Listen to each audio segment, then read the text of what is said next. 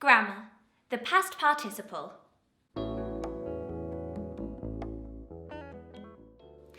past participle is a form of a verb. It is often the same as the past simple form. For example, the past simple and the past participle of play is played. There are, however, some verbs that have an irregular past participle. For example, the past simple of write is wrote, but the past participle is written. So you would say, I wrote a letter or I had written a letter.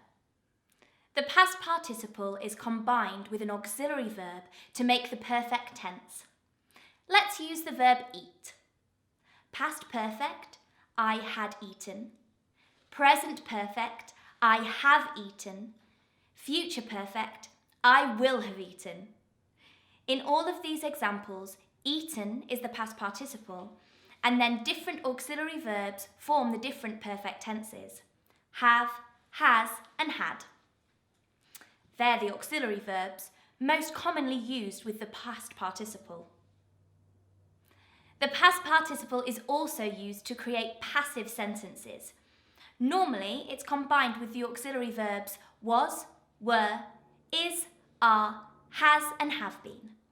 In a passive sentence, the noun that would normally be the object of the active sentence becomes the subject. For example, Mr. Smith taught Sharon English.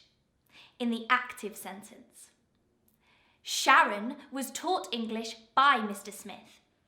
In the passive sentence, taught is the past participle. In the active sentence, Mr. Smith is the subject and Sharon is the object. In the passive sentence, we need the auxiliary verb was and we make Sharon the subject of the sentence. Sometimes, when the past participle is used on its own, it can act like an adjective. For example, Tom came home from football practice covered in mud. Covered acts like an adjective describing Tom. Past participles can be quite confusing, so let's look at some more examples. Number 1. I must have been bitten by a mosquito.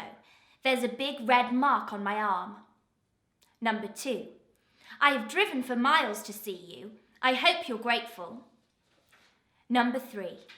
Fran's hands were frozen. She'd been out in the cold all day. In the first example, the past participle is bitten. This comes from the verb to bite. It is combined with the auxiliary verbs have been to form a passive sentence. In the second example, the past participle is driven. This comes from the verb to drive. It is combined with the auxiliary verb have to make the present perfect tense. In the third example, the past participle is frozen. This comes from the verb to freeze. In this sentence, it acts like an adjective describing Fran's hands. Now it's your turn. Click on the link to start the quiz.